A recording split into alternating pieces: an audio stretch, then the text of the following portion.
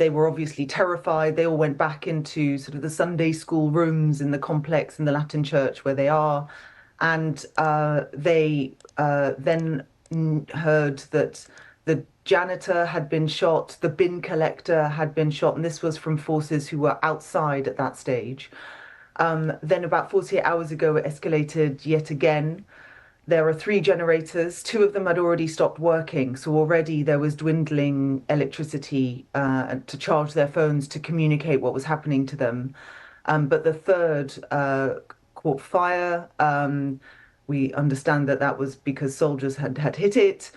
They managed to put the fire out, but that was the generator that pumped any water. Already they were drinking contaminated water. They were down to sort of a meal a day, but this was sort of the last straw. So the last And we how? heard is that now they are without water, without food, and there is a sniper inside the compound. There's a woman and her daughter who have been killed, and what's been happening is as they try and leave their rooms, say to go to the toilet or something, there is firing at them. The nuns have been looking after everybody. It's also home to 54 disabled people, and it started off with sort of 100 people and it swelled to 300 over the course of the last few weeks. They've been trying to get food from somewhere, and it is very scarce. As it currently stands, no one can go in and out. They are absolutely terrified. The soldiers were at the gate yesterday and sort of outside the gates, and then there was this sniper. I don't know what the situation is as we speak. I can only hope that it hasn't escalated overnight. We've been desperately trying to raise the alarm in the hope that, I mean, bear in mind, this is the week before Christmas. You know, this time next week, it will be Christmas Eve. This should be a moment where, as awful as all of this is, and I have to tell you that the Christmas carols stick in my throat at the moment, you know, peace to all men, etc. But this is an incredibly important time for Christians, and yet they're doing this to Christians in a church. It makes a mockery of when Israel says it's not targeting civilians. I don't know what's happening here. Either the rules of engagement are being ignored, or there is a plan to clear the whole of Gaza. Whatever it is, it needs to stop. My family are not justifiable collateral damage. This morning in Jabalia, a refugee camp in northern Gaza, the bodies of 9 children from the same family were laid out ready for burial. They were killed in an Israeli airstrike. Palestinians are saying that at least 90 people died and many are still trapped under the rubble. Last night, an Israeli strike hit the maternity ward at Al Nasser Hospital in Khan Yunis. This was filmed moments after it happened. This morning, our team managed to reach the hospital. There are large holes in the walls where the shell came through. They thought they'd be safe in a hospital. Dr. Tariq Al-Dagma tried to resuscitate a girl, but she died from her injuries. I saw this girl, miserable girl. She was covered with blood. It was heartbreaking and painful. I was not able to resuscitate her. This is the Holy Family Catholic Church in Gaza, where hundreds have been hiding from the fighting. These pictures were filmed last month when an incoming rocket interrupted a church service. The Jerusalem Patriarch has said that 2 Palestinian women, a mother and her daughter, were shot and killed by an Israeli sniper in the grounds of the church over the weekend. The Pope described it as terrorism, and it was condemned by the head of the Catholic Church in England and Wales. This is the army of a state. So I would prefer to say it was a cold-blooded killing.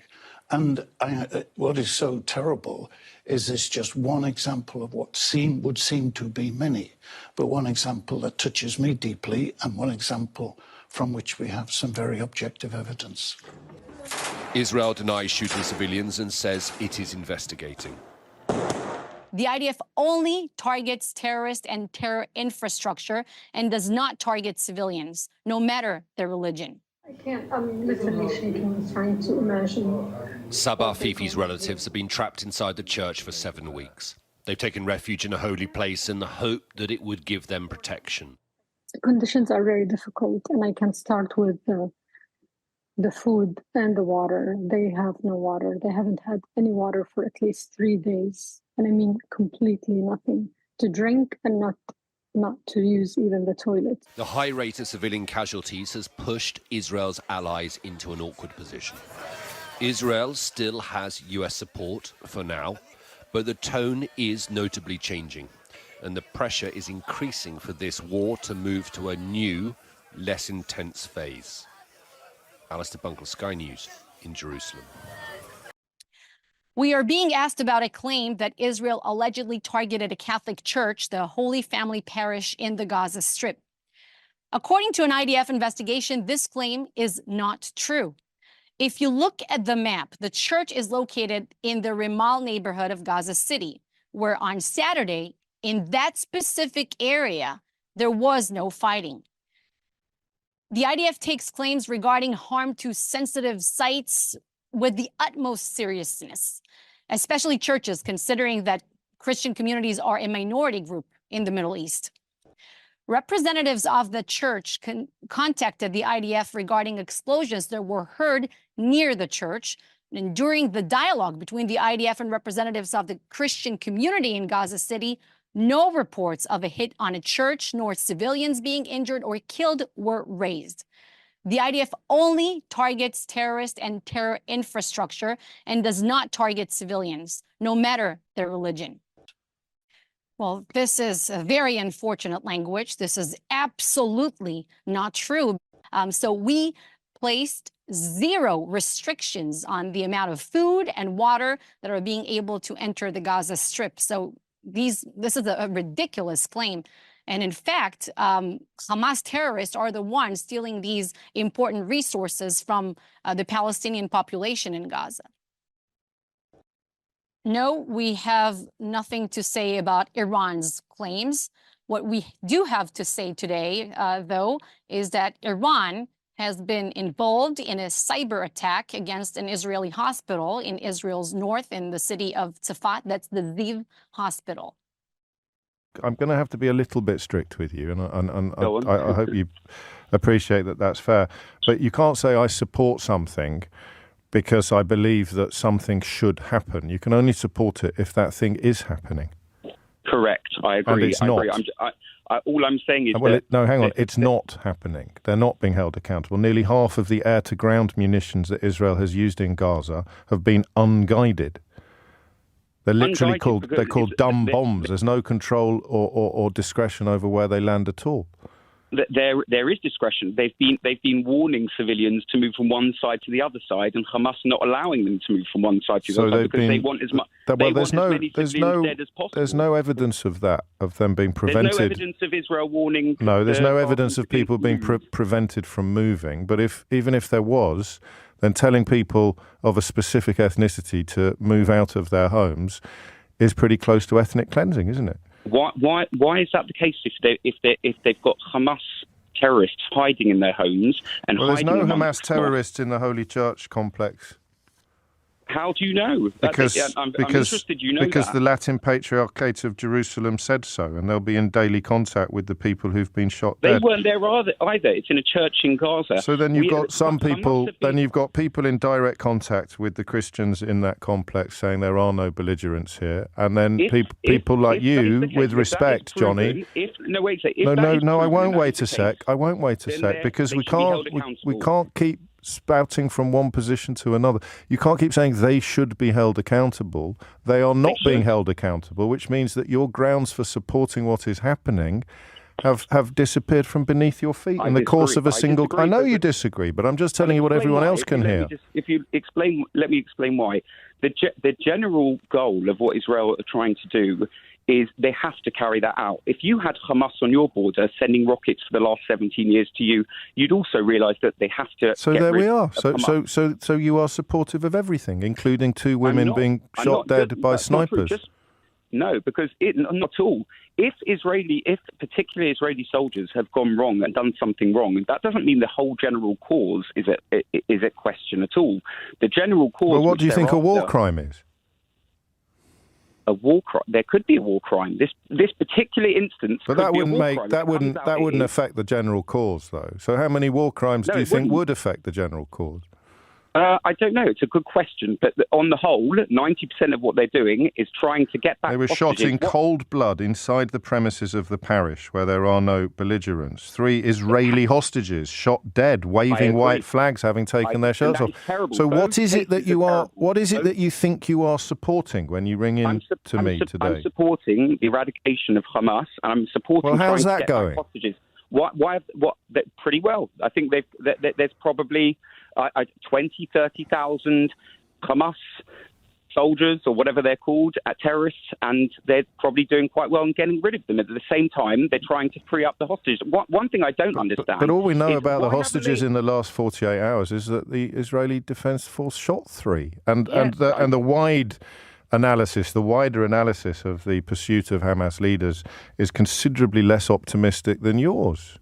Although I appreciate you weren't expected to be asked about it. So we can't claim that what is happening in the church compound in Gaza, or we can't claim that the oldest mosque in the area, the Omari Mosque, 5th century Byzantine church, which was destroyed earlier this month, St. Porphyrius' church, the oldest in Gaza, damaged in another strike in October, displaced people there, 57 disabled people in this compound, which was set on fire. They've now lost electricity. None of that can be justified on the grounds of trying.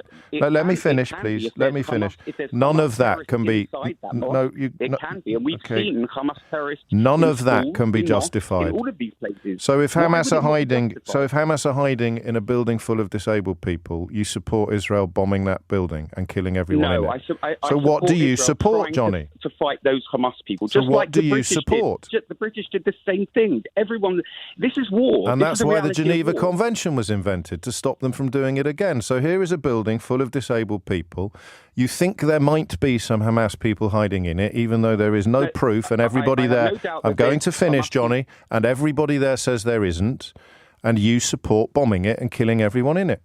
As long as when it turns out there were no terrorists in there, as long as everybody is held to account, Johnny. Am I right? How do we know? How do you know there are no Hamas terrorists? We've seen them hiding in schools, in churches. We've seen it. So you are. Why are you arguing with me? So you do support bombing a building full of disabled people because there might be some Hamas terrorists in there? I don't. I support I support trying to shoot terrorists within a building like that. Otherwise, you could say. Otherwise, the Patriarchate said that earlier on Saturday, an Israeli tank fired on part of the church compound with 54 disabled people inside. It caused a fire that destroyed the building's generator, the only source of electricity, and some of the disabled people can no longer use their respirators. That's very sad. It's a terrible, tragic... Isn't it just, Johnny? It is indeed. But whose responsibility is... Who started it? Was Israel firing on Hamas on the 6th of October? The person that fired the tank is responsible for that. And the people that fired the guns on October the 7th are responsible for what they did. But if you want to argue that Hamas is responsible for what Israel is doing, then you put yourself in the same intellectual position as the people who argue that Israel is responsible for what Hamas did.